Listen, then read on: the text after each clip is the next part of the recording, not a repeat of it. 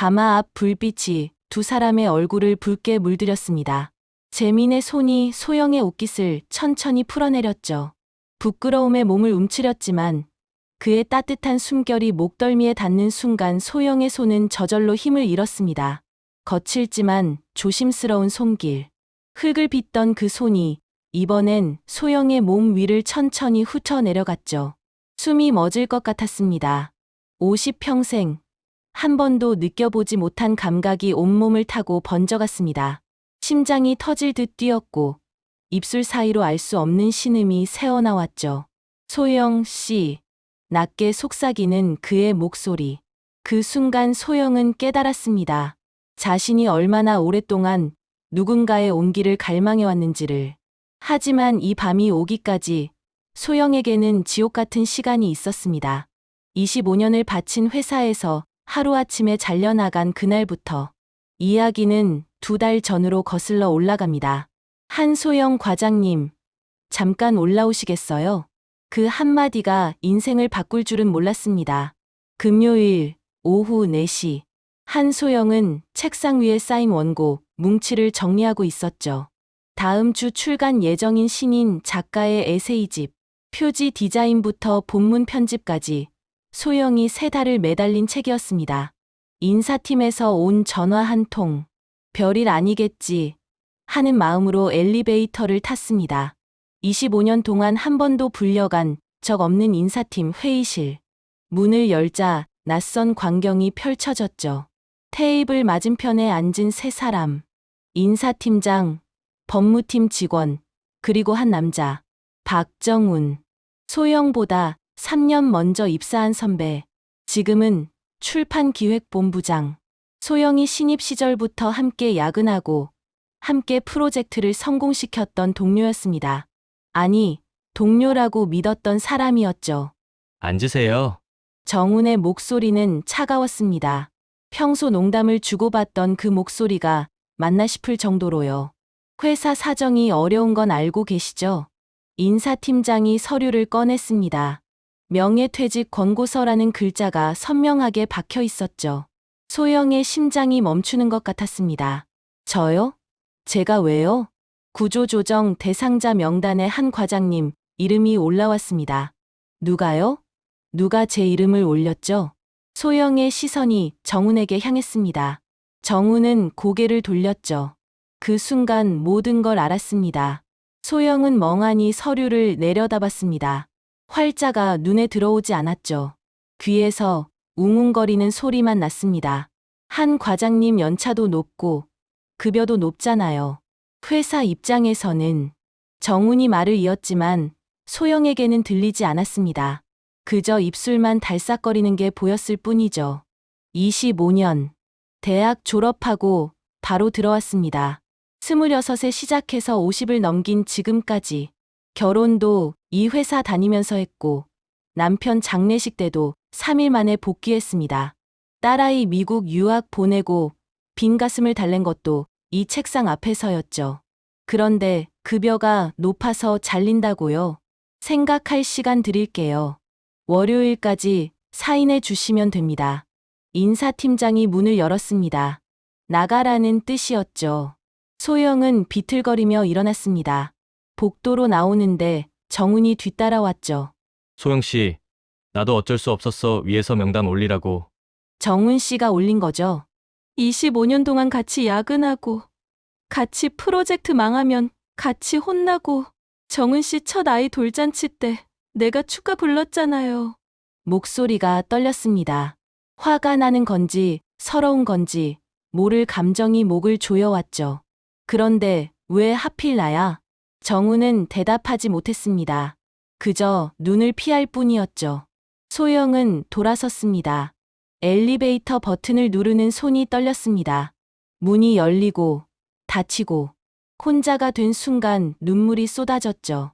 주말 내내 소영은 침대에서 일어나지 못했습니다.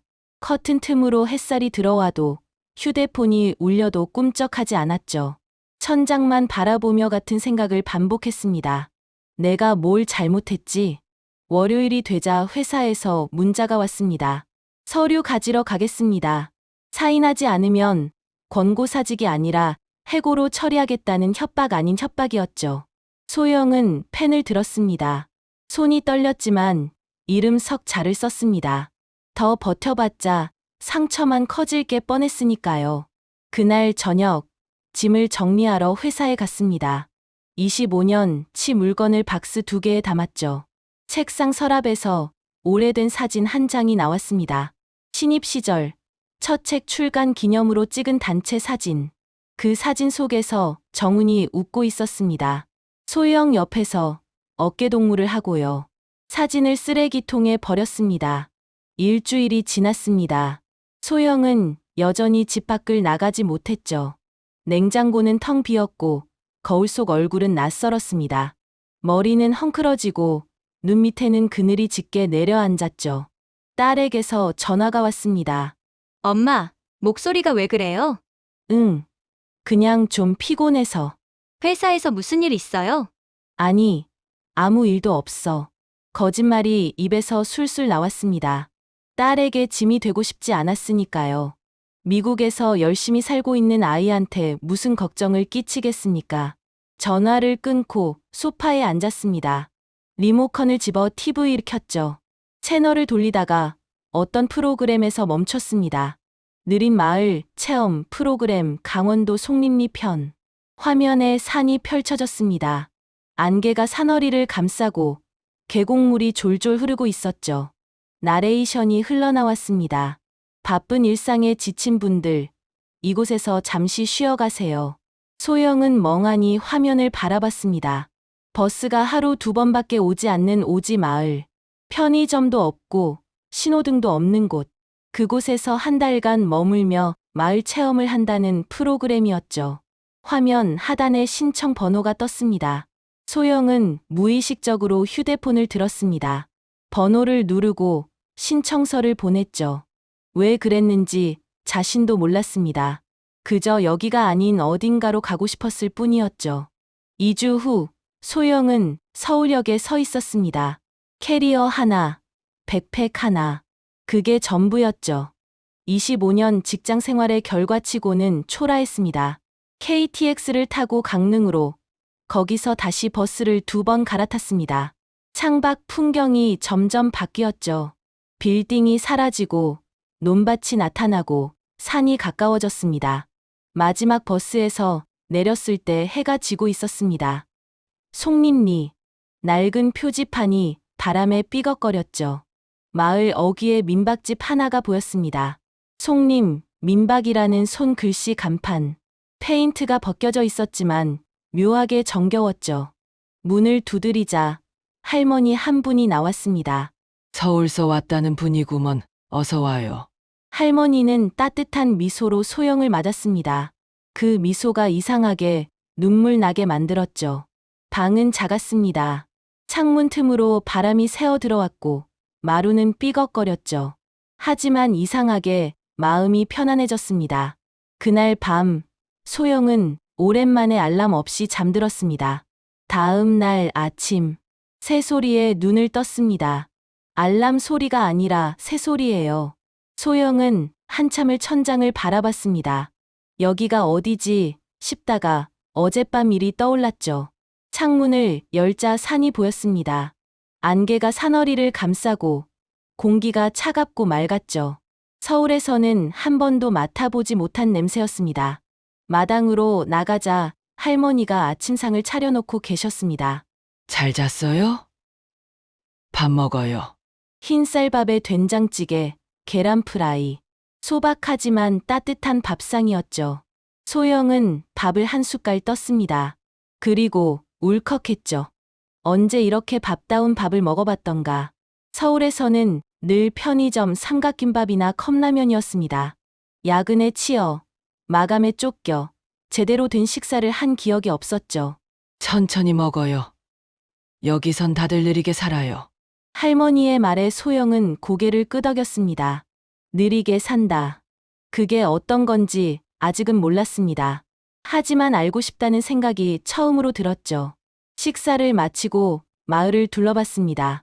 집이 열대 채 있었고 사람은 거의 보이지 않았죠. 마을 한가운데 작은 게시판이 있었습니다. 거기에 종이 한 장이 붙어 있었죠. 송림 도자기 공방, 체험, 프로그램 모집, 도자기. 소영은 한 번도 해본 적 없었습니다. 하지만 그 단어가 묘하게 끌렸죠. 흙을 만지고 무언가를 빚는다는 것. 25년 동안 글자만 만지작거렸던 자신에게 그건 완전히 새로운 세계였습니다. 전화번호가 적혀 있었습니다.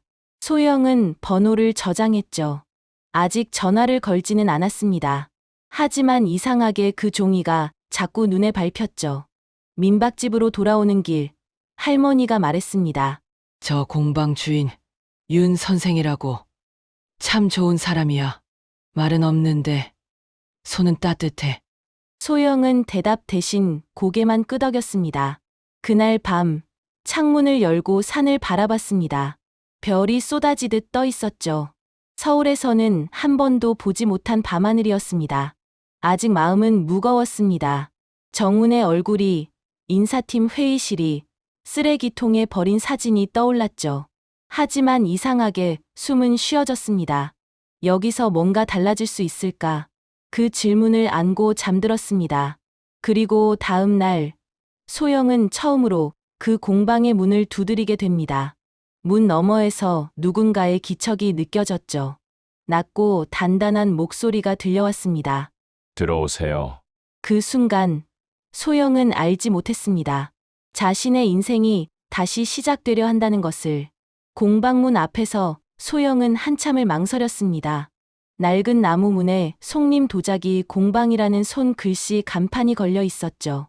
페인트가 군데군데 벗겨져 있었지만 그 투박함이 오히려 정겨웠습니다.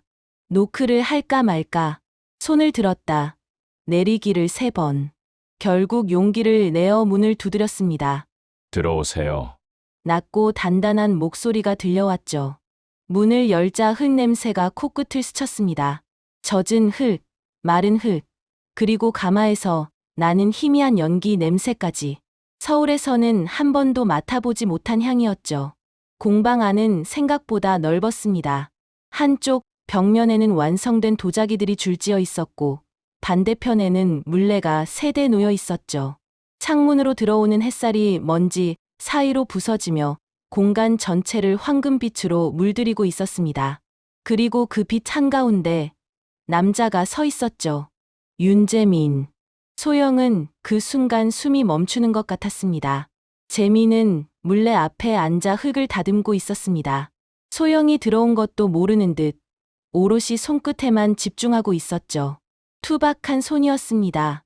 마디마디가 굵고 손톱 밑에는 흙이 끼어 있었죠. 하지만 그 손이 흙을 만지는 모습은 놀라울 정도로 섬세했습니다. 마치 연인을 어루만지듯. 소영은 자신도 모르게 그 손을 바라보고 있었습니다. 얼마나 오래 봤을까요? 재민이 고개를 들었죠. 눈이 마주쳤습니다. 짙은 눈썹, 아래 깊은 눈동자. 그 시선이 소영을 훑고 지나가는 순간 등줄기를 타고 이상한 전율이 흘렀습니다. 체험 오신 분이죠? 재민이 자리에서 일어났습니다. 키가 컸죠. 소영보다 머리 하나는 더 큰 것 같았습니다. 네, 저 게시판 보고 왔어요. 목소리가 떨렸습니다. 왜 떨리는지 자신도 몰랐죠. 여기 앉으세요. 재민이 물레 앞 의자를 가리켰습니다. 소영은 조심스럽게 앉았죠. 의자가 삐걱거렸고 앞치마를 건네받아 두르는 손이 어색하게 움직였습니다. 물레 위에 흙덩이가 놓였습니다. 발로 페달을 밟으면 돌아가요. 천천히. 재민의 설명은 짧았습니다. 군더더기 없이 핵심만 말하는 사람이었죠. 소영은 페달을 밟았습니다. 물레가 돌기 시작했고 흙덩이가 천천히 회전했죠. 손을 대는 순간 차갑고 축축한 감촉이 손바닥을 감쌌습니다. 그런데 흙이 말을 듣지 않았습니다. 중심을 잡으려 할수록 찌그러지고 힘을 주면 무너지고 30번을 다시 시작해도 마찬가지였죠. 왜 이렇게 안 되는 거예요? 짜증이 섞인 목소리가 나왔습니다. 25년 동안 뭐든 척척 해내던 사람이었는데 고작 흙덩이 하나를 다루지 못하다니. 그때였습니다. 재민이 소영의 뒤로 다가왔죠. 그리고 아무 말 없이 소영의 손 위에 자신의 손을 포겠습니다. 심장이 쿵 하고 내려앉았습니다. 재민의 손은 따뜻했습니다. 거칠지만 단단한 손. 그 손이 소영의 손가락을 하나하나 감싸며 흙의 중심을 잡아갔죠. 숨을 쉴 수가 없었습니다. 재민의 체온이 등 뒤로 전해졌고 희미한 숨결이 귀 옆을 스쳤죠. 흙 냄새와 뒤섞인 남자의 채취. 소영의 심장은 미친 듯이 뛰었습니다. 힘을 빼세요. 흙이 알아서 중심을 찾아요. 귓가에 닿는 낮은 목소리. 소영은 고개를 끄덕이는 것밖에 할 수 없었죠. 목소리가 나오지 않았으니까요. 재민의 손이 이끄는 대로 따라갔습니다. 신기하게도 흙이 조금씩 형태를 잡아갔죠. 찌그러지던 덩어리가 서서히 그릇의 모양을 갖춰갔습니다. 처음엔 다 그래요. 재민이 손을 뗐습니다. 그 순간 소영은 이상한 허전함을 느꼈죠. 중심만 잡으면 됩니다. 그 짧은 말이 가슴에 오래 남았습니다. 단순히 도자기 얘기가 아닌 것 같았거든요. 그날 이후 소영은 매일 공방에 갔습니다. 도자기를 배운다는 핑계였죠. 하지만 솔직히 말하면 재민을 보고 싶었던 겁니다. 물레 앞에 앉아 흙을 만지는 재민의 모습을, 가끔 건네는 짧은 말 한마디를. 재민도 소영이 올 때마다 창가 자리에 따뜻한 차를 준비해뒀습니다. 말은 없었지만 그 작은 배려가 소영의 마음을 흔들었죠. 오늘은 손목에 힘이 많이 들어갔네요. 어제보다 나아졌어요. 대화는 늘 짧았습니다. 하지만 그 짧은 말들 사이에 무언가가 쌓여가는 게 느껴졌죠. 일주일이 지나자 소영은 혼자서도 작은 컵 정도는 만들 수 있게 되었습니다. 비뚤어지고 두께도 고르지 않았지만 그래도 형태는 잡혔죠. 첫 작품이에요. 소영이 서툰 컵을 들어 보이자 재민이 처음으로 웃었습니다. 입꼬리가 살짝 올라가는 정도. 하지만 그 미소가 소영에게는 큰 선물처럼 느껴졌죠. 어느 날 오후 재민이 말했습니다. 산책하실래요? 뒷산에 단풍이 들었어요. 예상치 못한 제안이었죠. 소영은 얼떨결에 고개를 끄덕였습니다. 공방 뒤편으로 이어진 오솔길. 두 사람은 나란히 걷기 시작했습니다. 낙엽이 발밑에서 바스락거렸고 가을 햇살이 나무십 사이로 부서져 내렸죠. 말이 없었습니다. 하지만 이상하게 불편하지 않았죠. 그저 걷는 것만으로도 마음이 편안해지는 느낌. 소영은 오랜만에 그런 감각을 느꼈습니다. 저도 처음 여기 왔을 때 이 길을 많이 걸었어요. 재민이 먼저 입을 열었습니다. 힘들 때마다 걸었죠. 그러면 조금씩 나아지더라고요. 소영은 재민의 옆모습을 바라봤습니다. 무슨 일이 있었는지 묻고 싶었지만 차마 묻지 못했죠. 아직은 그럴 사이가 아니라는 걸 알았으니까요. 소영 씨도 무슨 일이 있었죠? 불쑥 던진 질문에 소영은 걸음을 멈췄습니다. 어떻게 알았어요? 눈이요. 눈에 다 보여요. 그 말에 소영은 울컥했습니다. 25년 동안 눈치 보며 살았죠. 회사에서, 시댁에서, 심지어 친구들 앞에서도 힘들어도 힘든 내색 못하고 웃어야 할 때 웃고 울어야 할 때도 참았습니다. 그런데 이 사람은 단번에 알아봤죠. 회사에서 잘렸어요. 25년 다녔는데 처음으로 누군가에게 털어놓았습니다. 재민은 아무 말 없이 들었죠. 위로도 조언도 하지 않았습니다.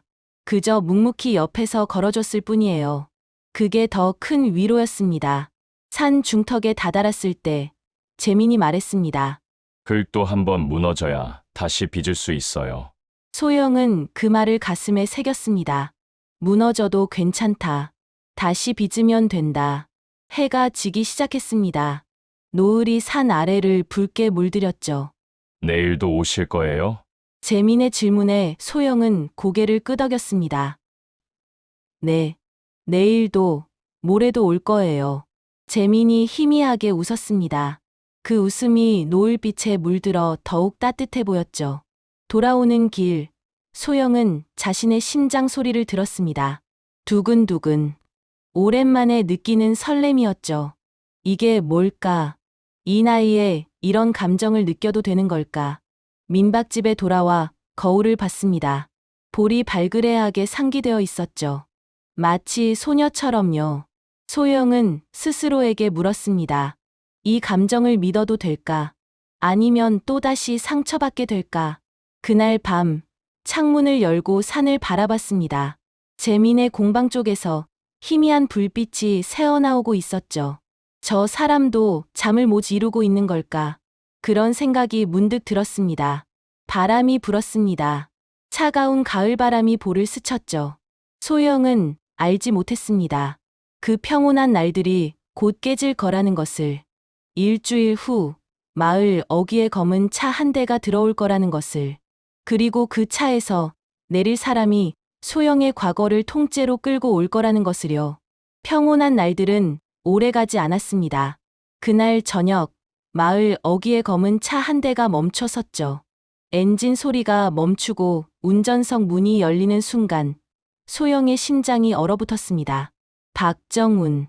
25년을 함께 일했던 동료.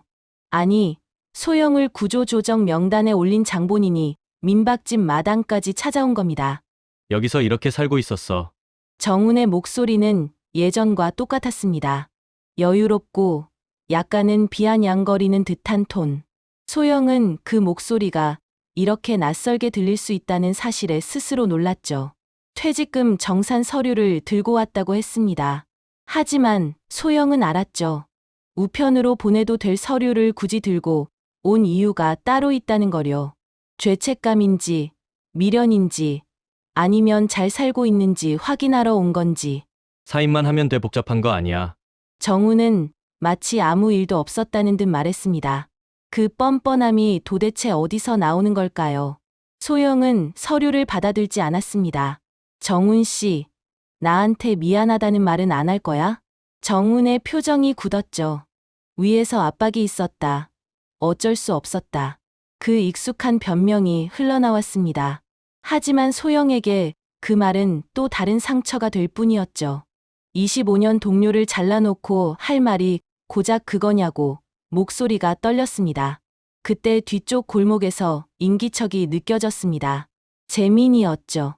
마을 회관에서 돌아오던 길이었습니다. 세 사람의 시선이 잠깐 얽혔고 재민은 아무 말 없이 가볍게 고개만 숙이고 지나갔습니다. 그 눈빛이 소영에게 닿았을 때 묘하게 안심이 되면서도 심장이 쿵 내려앉았죠. 저 남자 누구야? 정훈이 물었습니다.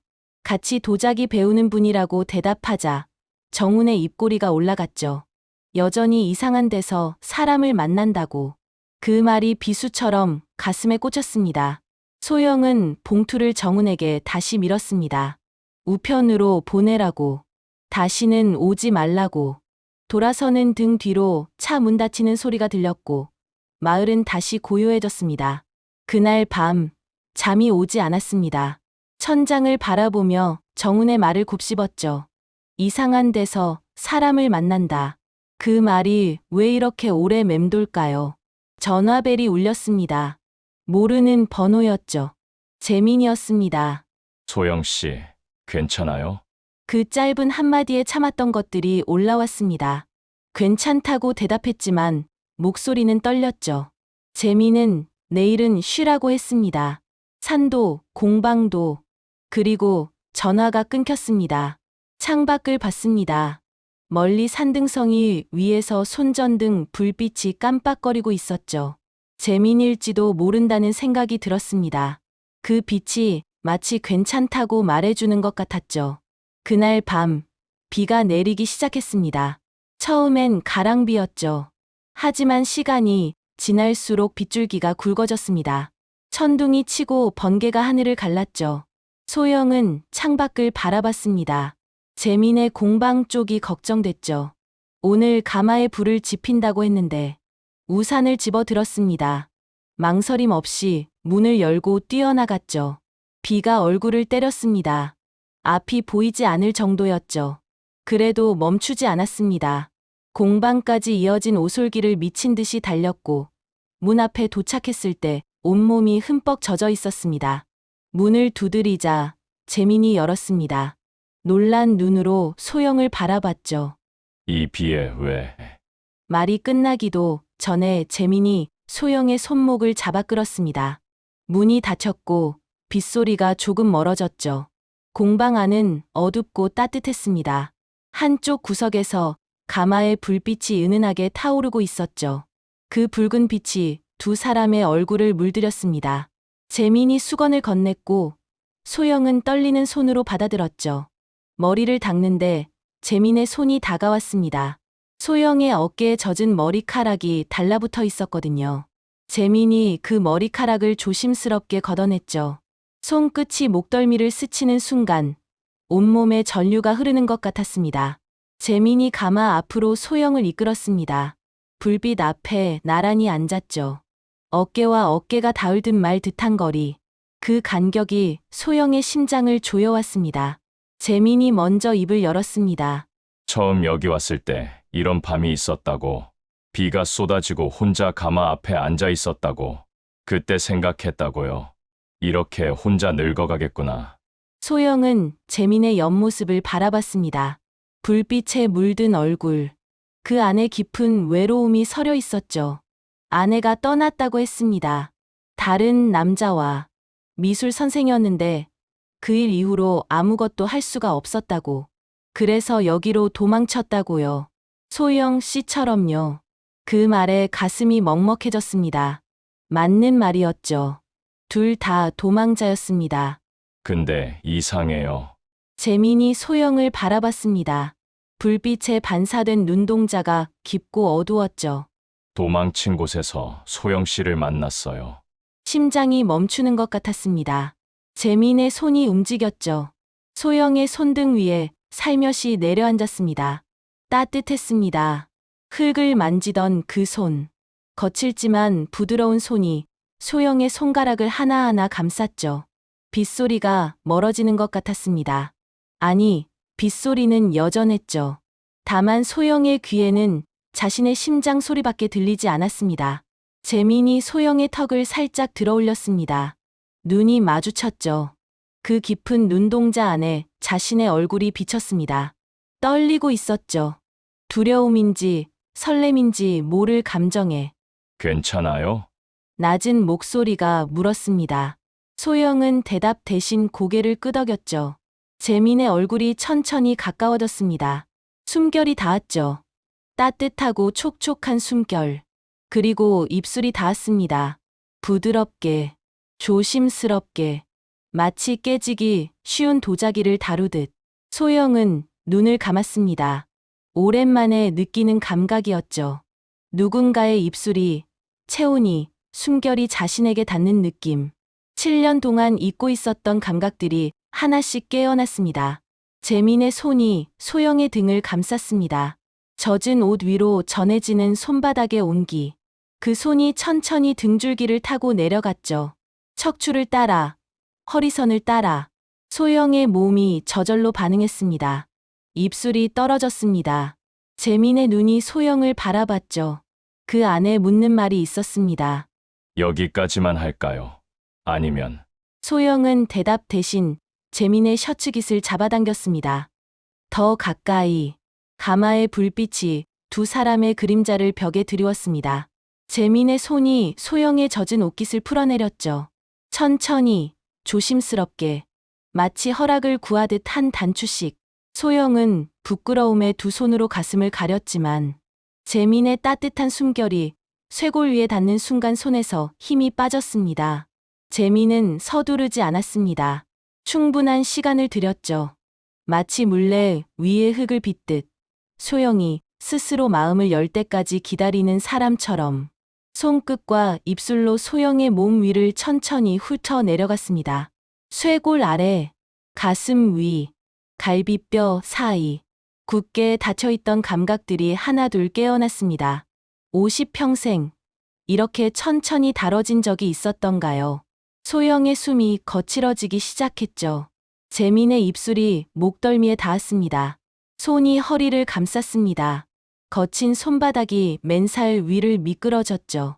등줄기를 타고 엉덩이 곡선을 따라 소영의 몸이 활처럼 휘었습니다. 불빛이 흔들렸습니다. 두 사람의 숨소리가 빗소리와 뒤섞였죠. 재민의 체온이 소영의 몸 위를 덮었습니다. 무겁지 않았어요. 오히려 포근했죠.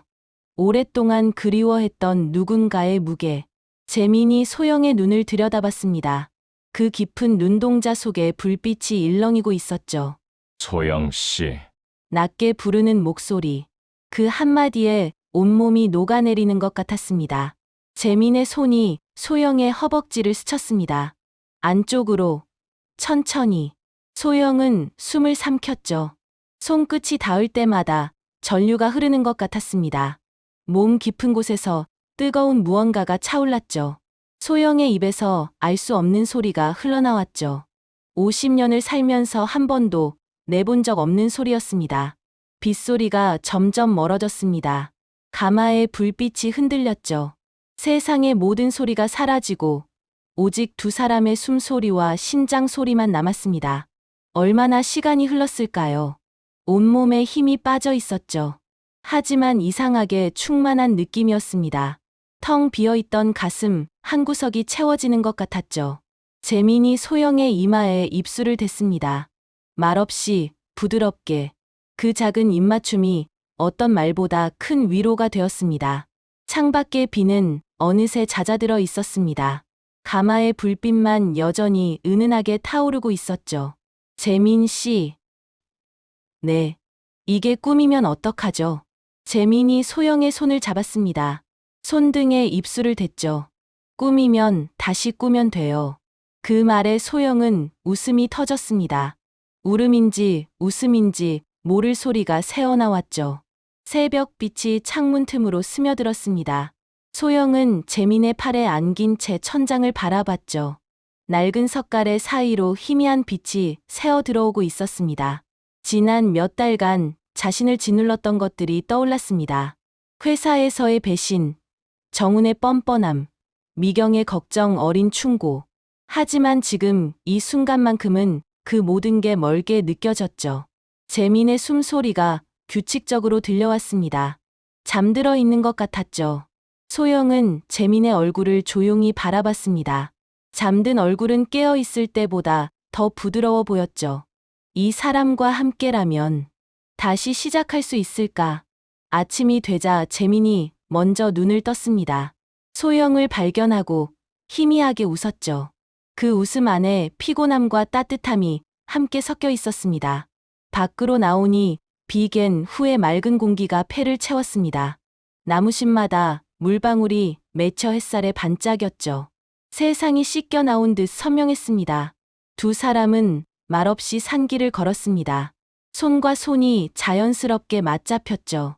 젖은 흙을 밟는 발소리만 고요히 울렸습니다. 능선에 올랐을 때 재민이 말했습니다. 이 길 처음엔 혼자 걸었어요. 소영이 재민을 바라봤죠. 이제 같이 걸어요. 그 끝까지. 그 말과 함께 재민이 소영을 끌어당겼습니다. 입술이 다시 만났죠. 짧았지만 그 안에 오랜 기다림과 조심스러운 약속이 담겨 있었습니다. 하지만 소영은 알지 못했습니다. 서울에서 정훈이 새로운 계획을 세우고 있다는 것을, 단순히 서류 때문에 온 게 아니었다는 것을. 그리고 며칠 후 소영의 휴대폰으로 한 통의 문자가 도착하게 됩니다. 한소영 씨, 부당해고 관련해서 드릴 말씀이 있습니다. 연락 주십시오. 발신자는 노동부 담당 조사관이었습니다. 노동부 담당 조사관이라는 문자를 받았을 때 소영의 손이 떨렸습니다. 무슨 일인지 짐작이 가지 않았죠. 부당해고? 이미 서류에 사인하고 끝난 일이었습니다. 하지만 조사관은 확인할 게 있다며 통화를 요청했죠. 전화를 받았습니다. 조사관은 단도직입적으로 물었습니다. 명예퇴직 당시 회사 측에서 압박이 있었는지, 본인의 의사와 관계없이 서류에 사인하게 된 건 아닌지. 소영은 당시 상황을 솔직하게 말했죠. 월요일까지 사인하지 않으면 해고로 처리하겠다던 협박, 25년 경력을 무시하고 단 5분 만에 끝난 면담. 조사관이 말했습니다. 익명의 제보가 들어왔다고. 해당 출판사의 구조조정 과정에서 위법 사항이 있다는 내용이었죠. 그리고 소영의 이름이 제보 내용에 포함되어 있었습니다. 전화를 끊고 한참을 멍하니 앉아 있었습니다. 누가 제보를 한 걸까요? 회사 안에 아직 양심이 남은 사람이 있었던 걸까요? 며칠 후 조사 결과가 나왔습니다. 출판사는 구조조정 과정에서 여러 가지 위법 행위를 저질렀죠. 정당한 해고 사유 없이 직원들을 압박해 명예퇴직을 종용한 것, 퇴직금을 축소 지급한 것, 그리고 노동조합 활동을 이유로 특정 직원들을 명단에 올린 것. 소영만의 문제가 아니었습니다. 같은 시기에 잘린 동료들 중 여러 명이 비슷한 피해를 입었죠. 노동부는 회사에 시정명령을 내렸고 부당해고 피해자들에게 보상금을 지급하라는 결정을 내렸습니다. 하지만 소영에게 진짜 충격이었던 건 따로 있었습니다. 조사 과정에서 밝혀진 사실. 박정훈이 구조조정 명단을 작성할 때 개인적인 감정을 개입시켰다는 증거가 나온 겁니다. 정훈이 소영을 명단에 올린 진짜 이유는 급여가 높아서가 아니었죠. 3년 전 소영이 정훈의 기획안 표절을 내부 감사팀에 보고한 적이 있었습니다. 당시에는 증거 불충분으로 무마됐지만 정훈은 그 일을 잊지 않았던 겁니다. 구조조정이라는 기회를 이용해 보복한 거였죠. 소영은 재민에게 이 사실을 털어놓았습니다. 공방 앞 평상에 나란히 앉아 노을을 바라보며 이야기했죠. 재민은 말없이 들었습니다. 소영의 손을 잡은 채 분노보다 허탈함이 먼저 밀려왔습니다. 25년을 함께한 동료라고 믿었던 사람이 3년 동안 복수의 칼을 갈고 있었다니. 그 세월 동안 정우는 소영 앞에서 웃고 농담하고 때로는 고민 상담까지 해줬죠. 전부 거짓이었던 겁니다. 재민이 조용히 입을 열었습니다. 그 사람은 평생 그렇게 살 거예요. 누군가를 밟고 올라가는 방식으로. 소영이 재민을 바라봤죠. 소영 씨는 다르잖아요. 밟히고도 다시 일어서는 사람이에요. 그 말에 소영의 눈시울이 뜨거워졌습니다. 맞는 말이었죠. 밟혔지만 무너지지 않았습니다. 여기까지 왔고 새로운 삶을 찾았고 이 사람을 만났죠. 보상금은 생각보다 큰 금액이었습니다. 25년 근속에 대한 정당한 퇴직금, 부당해고에 대한 위로금, 그리고 정신적 피해에 대한 보상까지. 소영은 그 돈으로 새로운 계획을 세웠죠. 서울로 돌아가지 않기로 했습니다. 재민의 공방 옆에 비어있는 작은 건물이 있었죠. 원래 창고로 쓰던 곳이었습니다. 소영은 그 건물을 임대해서 개조하기 시작했죠. 25년간 출판사에서 쌓은 경험이 드디어 빛을 발할 차례였습니다. 송림, 책방, 작은 간판을 달았습니다. 재민이 직접 나무를 깎아 만든 간판이었죠. 글씨가 조금 삐뚤었지만 오히려 그게 더 정겨웠습니다. 등산객들이 쉬어가며 책을 읽고 재민의 도자기 잔에 담긴 커피를 마시는 공간. 소영이 꿈꿔왔던 모습이었죠. 아니, 솔직히 말하면 꿈꿔본 적도 없었습니다. 이렇게 될 줄 몰랐으니까요. 해고당한 그날에는 앞으로 어떻게 살아야 할지 막막하기만 했죠. 그런데 인생이란 참 알 수 없는 겁니다. 무너진 자리에서 새로운 게 자라나기도 하니까요. 책방을 열고 한 달이 지났을 무렵 딸에게서 연락이 왔습니다. 미국에서 잠깐 들어간다고. 엄마, 얼굴이 보고 싶다고. 소영은 가슴이 두근거렸죠. 딸에게 아직 재민 이야기를 하지 않았거든요. 어떻게 말해야 할지 몰랐습니다. 이 나이에 새로운 사람을 만났다고 하면 딸이 어떻게 생각할까요? 딸이 송림리에 도착한 건 화창한 봄날이었습니다. 마을 입구에서 내리는 딸을 보자마자 소영은 눈물이 났죠. 1년 만에 보는 얼굴이었습니다. 딸도 울었죠. 두 사람은 한참을 부둥켜 안고 서 있었습니다. 책방으로 가는 길, 딸이 주변을 둘러봤습니다. 산으로 둘러싸인 작은 마을, 흙길, 낡은 집들. 서울과는 완전히 다른 풍경이었죠. 엄마, 진짜 여기서 살아? 걱정, 어린 목소리였습니다. 소영은 웃으며 고개를 끄덕였죠. 책방 문을 열자 딸이 멈춰 섰습니다. 작지만 아늑한 공간. 나무 선반에 빼곡히 꽂힌 책들, 창문으로 들어오는 햇살, 그리고 은은한 커피 향. 딸의 표정이 조금씩 풀어졌죠. 재민을 소개한 건 저녁 식사 자리에서였습니다. 민박집 마당에 작은 테이블을 놓고 셋이 둘러앉았죠. 재민은 평소보다 더 말이 없었습니다. 긴장한 게 눈에 보였죠. 소영도 마찬가지였습니다. 딸의 반응이 두려웠으니까요. 딸이 재민을 유심히 바라봤습니다. 엄마랑 어떻게 만났어요? 재민이 잠시 망설이다 대답했죠. 도자기 공방에서요. 소영 씨가 흙을 영 못 다루셔서 손 좀 잡아드렸습니다. 딸이 픽 웃었습니다. 엄마가 손재주 없는 건 유명해요.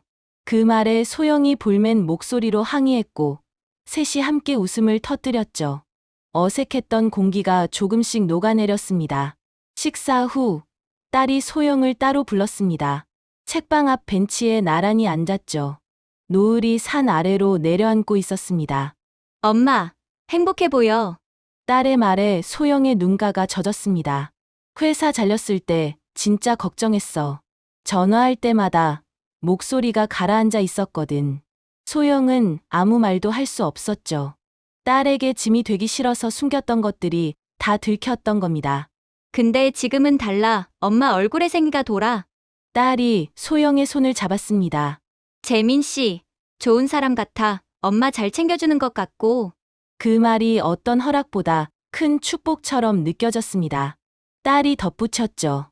결혼이고 뭐고 그런 거 안 해도 돼. 그냥 옆에 좋은 사람 있으면 되는 거야. 엄마가 웃으면서 살 수 있으면 그게 제일 중요해. 딸이 떠난 뒤 재민과 소영은 나란히 산책을 나섰습니다. 처음 함께 걸었던 그 길이었죠. 낙엽 대신 새싹이 돋아난 오솔길을 천천히 걸었습니다. 노을이 산등성이를 따라 붉게 물들고 있었죠. 재민이 물었습니다. 딸이랑 무슨 얘기했어요? 소영은 웃으며 대답했죠. 엄마가 행복하면 된다고. 그게 제일 중요하다고. 재민이 걸음을 멈추고 소영을 바라봤습니다. 소영 씨, 행복해요? 소영은 재민의 눈을 들여다봤습니다. 그 깊은 눈동자 안에 노을빛이 일렁이고 있었죠. 지금은요. 네. 재민이 소영의 손을 잡았습니다. 이제 그 손의 온도는 익숙했죠. 거칠지만 따뜻한 손. 흙을 빚던 그 손이 소영의 손가락을 하나하나 감쌌습니다. 앞으로도 그랬으면 좋겠어요. 같이. 소영은 고개를 끄덕였습니다. 같이요. 능선에 올랐을 때 해가 완전히 넘어갔습니다. 하늘이 붉은 빛에서 보랏빛으로, 보랏빛에서 남빛으로 물들어갔죠. 별이 하나둘 떠오르기 시작했습니다. 종이 한 장 없어도 괜찮았습니다. 반지 하나 없어도 상관없었죠. 두 사람에게 필요한 건 그런 게 아니었으니까요. 매일 아침 함께 눈을 뜨고, 함께 커피를 마시고, 함께 산길을 걷는 것. 그게 두 사람의 약속이었습니다. 재민이 말했습니다. 이 길, 끝이 어딘지 모르겠네요. 소영이 웃으며 대답했죠. 괜찮아요. 같이 걸으면 되니까요. 두 사람의 그림자가 천천히 겹쳐졌습니다. 손과 손이 맞닿은 채 어둠 속으로 걸어갔죠. 멀리서 부엉이 소리가 들렸고 바람이 나무짚을 흔들었습니다. 그렇게 1년이 흘렀습니다. 책방은 등산객들 사이에서 입소문이 났죠. 산을 오르기 전 커피 한 잔, 내려온 뒤 책 한 권. 그게 송림리를 찾는 사람들의 코스가 되었습니다. 재민의 공방도 덩달아 손님이 늘었죠. 아침이면 소영이 책방 문을 열고 재민이 가마에 불을 지폈습니다. 점심엔 함께 국수를 말아 먹고 저녁이면 산책을 나갔죠. 누가 봐도 부부 같았지만 둘은 그 이름에 연연하지 않았습니다. 가끔 손님들이 물었습니다. 두 분은 부부세요? 소영은 웃으며 대답했죠. 같이 사는 사람이에요. 그게 가장 정확한 말이었으니까요. 무너졌던 자리에서 새로운 삶이 자라났습니다. 25년을 빼앗겼지만 그 자리에 더 귀한 것들을 채웠죠. 사랑하는 사람, 기다려주는 딸, 그리고 매일 아침 눈을 뜨는 이유. 소영은 걸으며 생각했습니다. 흙도 한번 무너져야 다시 빚을 수 있다. 재민이 처음 해줬던 그 말이 떠올랐죠. 그때는 위로처럼 들렸는데 지금은 진실처럼 느껴졌습니다. 오늘도 가마에는 불이 피어오르고 책방에는 커피 향이 퍼집니다. 누군가 지친 발걸음으로 이 마을을 찾아온다면 두 사람은 말할 거예요. 여기 앉으세요. 천천히 쉬어가면 돼요. 무너진 자리에서 피어난 꽃처럼 그들의 이야기는 계속됩니다. 오늘도 함께 들어주셔서 고맙습니다. 구독과 좋아요, 그리고 따뜻한 댓글은 다음 이야기를 만드는 큰 힘이 됩니다. 혹시 비슷한 경험이 있으신 분, 새로운 시작을 꿈꾸시는 분이 계시다면 댓글로 이야기 나눠주세요. 그럼 다음 이야기에서 또 만나요.